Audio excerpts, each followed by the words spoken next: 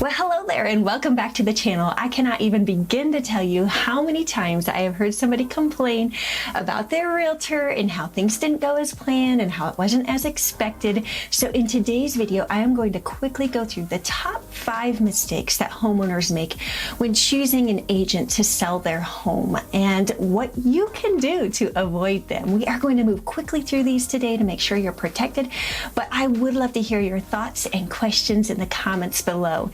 And if you are new to the channel, be sure to hit that subscribe button and stay a while. All right, let's get into it. All right, mistake number 1 is not fully researching your agent. And this one sounds like a gimme, but a lot of time people are at the gym or playing golf and somebody says they know somebody, and referrals are amazing. That's a great place to start, but you should always interview 2 to 3 agents before ever signing a listing agreement. So in addition to that referral, get online, read some Google reviews, look at some social media platforms of various agents, find a couple that maybe you resonate with, and then set up those interviews. And you want to make sure, don't be shy in these interviews. You are paying this realtor a lot of money to get your home sold. You want to make sure that they're going to make time for you, that they're going to showcase your home in its best light, and that they're really going to get the job done to your satisfaction. If you aren't sure where to begin, I'm going to post a link in the description box below just to a list of questions that you can ask. So print out 2 to 3 copies, take a few notes as you do your interviews, and you will be set to go. All right, moving right along, mistake number 2, assuming all listing efforts are equal. I cannot tell you how frustrated I get when I'm on the MLS and I see these listings with poorly lit photos, vertical photos, those are my least favorite, no video of the property, no floor plan, not a great description or write-up, and to think that these homeowners are most likely, when I look at the amounts listed, paying this agent as much as they would pay another agent that would hire a professional photographer, have drone footage and amazing video. It just makes me indignant. I can't believe it.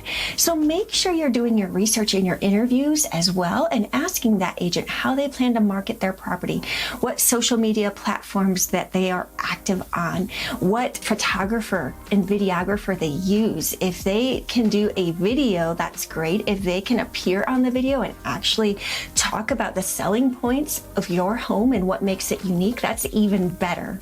And mistake number 3 is assuming the top local realtor is the one for you. Now, this isn't always incorrect, but I have heard more than one time, multiple times, people complain and kind of be sad because they felt like they were discarded because their agent had much higher dollar deals and they felt like they were at the bottom of the pile. They weren't very important. Nobody likes to feel that way. You should always feel like your realtor is appreciative of your business and honored to have you as a client. If you don't sense this in your gut when you're interviewing them, you would do well to move along.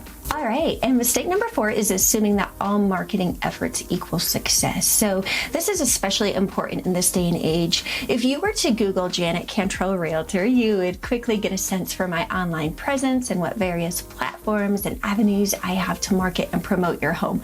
Side note here, if you just Google Janet Cantrell, you're going to get results for a national best-selling author of cat books. I guess the name breeds success. All joking aside though here, it's really important to do your online research, to Google that agent. If they are successfully marketing themselves online, then they should be able to successfully market your property. If not, you might want to consider hiring a different agent. And also be sure to inquire about their marketing efforts during your interview. They should be able to share what platforms they're on, what their marketing plan is for your home. I personally always share weekly kind of what views, saves, likes on every platform their home is getting so that the seller has a weekly update on the success and progress of our marketing efforts. Okay, and mistake number 5 is just not recognizing when it sounds too good to be true. Some realtors will come in and they'll give you this really high price point that they can list your house at, knowing full well it's never going to sell for that, but thinking they'll get you to sign the listing agreement, eventually they'll wear you down, you'll lower the price, and they'll get it sold. This is exhausting for you as the seller and generally leaves you with less money in your pocket than if you came out with competitive pricing from the get-go. I know that dollar amount sounds tempting, but make sure when you interview your agents that they are showing you recently sold comps, not just active listings, but sale prices, average days on market, percent of list price received, and then also your competition. There should be some active listings that they're showing you that are similar to your property that other buyers are going to be looking at as well. So you can make an educated decision on that listing price point. Now, generally, there are about three price points that you're going to be considering. There's at market value, above market value, and below market value. And generally, at market value or even below market value in certain markets where you can generate those bidding wars are going to work out much better for you as a seller than listing above market value, sitting on the market. Then those buyers start wondering what's wrong with your home. It gains this stigma, and you end up having to keep dropping price over and over and over again and get exhausted in the meantime. Now, there are certain situations where I will consider listing above market value if it's a very unique property, if it has some highly desirable features and not very much competition, and if we have an aggressive price drop strategy in play so that we don't sit at that price too long without any action and gain that negative stigma. So be sure to discuss this with your realtor interviews. Make sure that they have a plan, that they have the statistics, and that they can show you why they're suggesting the price point that they are suggesting. They're also going to need to take into account your needs and timeline. Maybe you need a quick sale.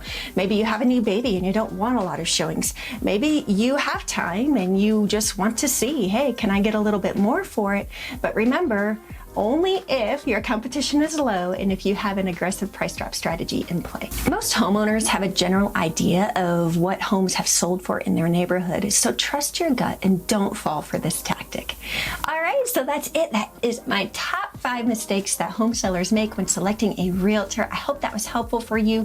If you do have further questions, feel free to call or text me anytime at 406-890-5390. I primarily work within Flathead County, Montana, but I have connections and I've partnered with amazing agents throughout the state and even the country as a whole. So if you are struggling to come up with 2 to 3 agents to interview, please reach out. I would love to help send you a few quality agents to start that process and make sure that you have an amazing experience. Be sure to hit that like button if anything in here was helpful. Hit that notification bell so you get notified when new videos drop. Have an amazing week, and I will see you next time.